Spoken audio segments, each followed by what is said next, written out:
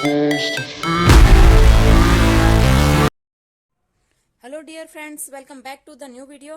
तो आज हम करेंगे हमारी एक्सरसाइज 1.2। उससे पहले हम करेंगे जो इसके जो 3-4 एग्जांपल है वो करेंगे। और ये देखिए कि जो एसएफ किसे कहते हैं कि उपनिष्ठ अभाज्य गुणनखंड की सबसे छोटी घात है वो छोटी घात का गुणनफल एसएफ होगा, और प्रत्येक अभाज्य गुणनखंड की सबसे बड़ी घात का गुणनफल क्या होगा, एलसीएम होगा। ये एग्जांपल देके बता रही हूँ। वो देखिए कि आपका जो एग्जांपल नंबर 6 है उसमें आपको दो संख्या दे रखी है, एक 6 और एक 20 दे रखा है।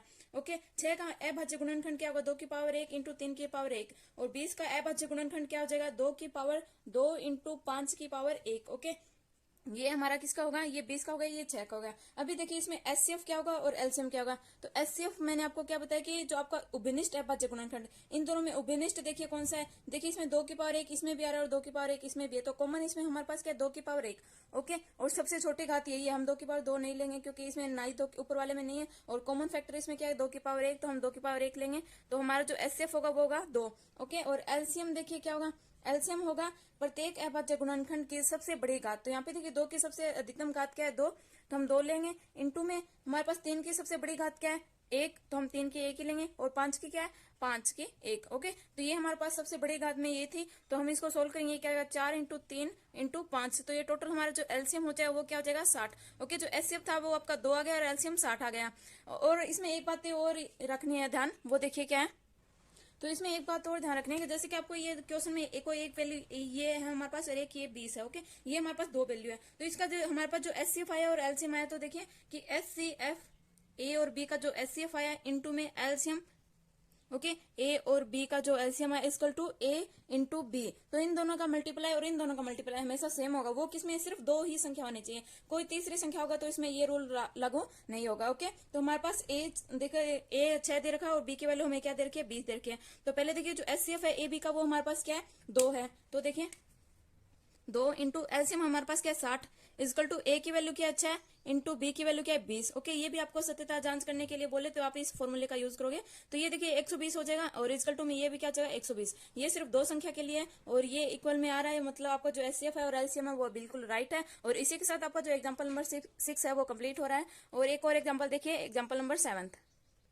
नेक्स्ट एग्जांपल नंबर 7 में आपको 2 संख्या दे रखी है, एक 96 है और एक 404 है। इसका अभाज्य गुणनखंड विधि द्वारा जो 96 और 404 है उसका एचसीएफ ज्ञात कीजिए और फिर इसका एलसीएम ज्ञात कीजिए। हमें 2 चीज पूछे। ओके, हमारे पास संख्या क्या है, एक तो 96 है और एक क्या है, 404। ओके, हम इसका अभाज्य गुणनखंड करेंगे। तो अभाज्य गुणनखंड सभी को आता होगा। देखिए कि जो हमारे पास 96 है उसका हम करेंगे 2 पर जाएगा, फिर ये क्या आएगा हमारे पास 4 और 8। ओके, फिर 2 पे जाएगा तो हमारे पास क्या जाएगा, 2 और 4, फिर 2 पे जाएगा तो हमारे पास आएगा 12, फिर 2 पे जाएगा तो 6, फिर 2 पे 3, और फिर 3 पर 1। तो ये इस तरीके से अभाज्य गुणनखंड होता है। तो हमारे पास यहाँ 2 की पावर कितनी है, ये 1 2 3 4 5। ओके, तो जो 96 का अभाज्य गुणनखंड है वो क्या होगा, 2 की पावर 5 इंटू 3।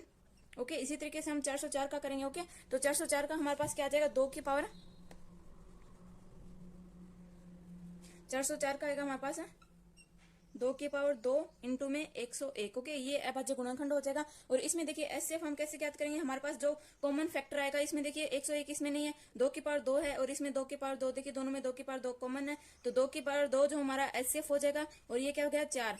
ओके, जो एचसीएफ है वो हमारा 4 आ गया। और इसी इसमें देखिए अगर आपको एलसीएम ज्ञात करना है तो आप ऐसे कर सकते हैं। इसमें अधिकतम घात देखिए सभी अभाज्य गुणनखंडों की कि 2 की पावर 5 है एक तो, और 3 की है 1 इंटू 101। ओके, इन सभी को आप मल्टीप्लाई कराओगे तो आपका जो एलसीएम है वो क्या आएगा, 9696। ओके, ये आपका एलसीएम आएगा। अगर आपको ऐसे बुक की तरीके से करना है वो किस तरीके से किया, जैसे कि मैंने आपको एक फॉर्मूला बताया था कि जो हमारे पास HCF A B into LCM क्या था, ए बी इक्वल टू मैंने ए इंटू बी बताया था। ओके, ये मैंने आपको फॉर्मूला बताया था। तो इसमें देखिए हमारे पास एचसीएफ आ गया, वो क्या है हमारे पास है 4 इंटू में एलसीएम हमें ज्ञात करना है, और ए इंटू बी जो हमारे पास संख्या दे रखी है 96 इंटू 404। ओके, तो एलसीएम इक्वल टू क्या आएगा, 96 इंटू 404, और नीचे में ये जो मल्टीप्लाई में था इस साइड डिवाइड में चला जाएगा, और ये इसे कैंसिल आउट 101। ओके, और इसका आप मल्टीप्लाई कराओगे तो आपके पास जो एलसीएम आएगा वो क्या आएगा, 9696। ओके, आप किसी भी विधि से कर सकते हो, ऐसे भी ज्ञात कर सकते हो और इस तरीके से भी ज्ञात कर सकते हो। ओके, ये था आपका एग्जाम्पल नंबर 7। नेक्स्ट देखिए example number 8। Next example number 8 है, उसमें देखिए आपको 3 संख्या दे दी है। कौन सी दे रखी है, एग्जाम्पल नंबर 8 आपको 3 संख्या दे रखी है, एक तो है 6 और एक है आपके पास 72, और एक है 120। ओके, ये आपकी तीन संख्या, हम तीनों का क्या करेंगे, अभाज्य गुणनखंड करेंगे और फिर हम एचसीएफ और एलसीएम निकालेंगे। तो 6 का देखिए अभाज्य गुणनखंड क्या होगा, 2 × 3। और इस तरीके से जो 72 का हमारे पास क्या होगा, 2 की पावर 3 और 3 की पावर 2। ओके, और आप 120 का निकालोगे तो क्या आएगा, 120 का आ जाएगा आपके पास 2 की पावर 3 × 3 × 5। ओके, इस तरीके से अभाज्य गुणनखंड। ओके, और ये देखिए अभी हम एचसीएफ ज्ञात करेंगे और एलसीएम ज्ञात करेंगे। तो एचसीएफ क्या होता है, इसमें जो उभयनिष्ठ होगा वो क्या होगा, एचसीएफ होगा। तो देखिए इसमें क्या है, 2 की पावर 1 है, इसमें 2 की पावर क्या है, 3 है, और इसमें 2 की पावर 3 है। ओके, तो एक तो 2 की पावर 1 तो 1 आएगा, एक फैक्टर ये होगा हमारे पास। और दूसरा क्या होगा, इसमें देखिए 3 भी सभी में कॉमन आ रहा है, पर इसकी जो छोटी घात है सबसे वो क्या है, 3 की पावर 1। तो इंटू में क्या होगा, 3 की पावर 1। तो जो हम एचसीएफ निकाल रहे हैं तो ये क्या होगा, 6। जो हमारी एचसीएफ की वैल्यू आ गई वो क्या आ गई, 6। अभी देखिए हमें निकालना है एलसीएम। एलसीएम ओके, ये इन तीनों संख्याओं का वो क्या होगा, इन अभाज्य गुणनखंड की अधिकतम घात सभी के। तो इसमें देखिए 2 की अधिकतम घात क्या है, 3। इंटू में 3 की अधिकतम क्या है, 2।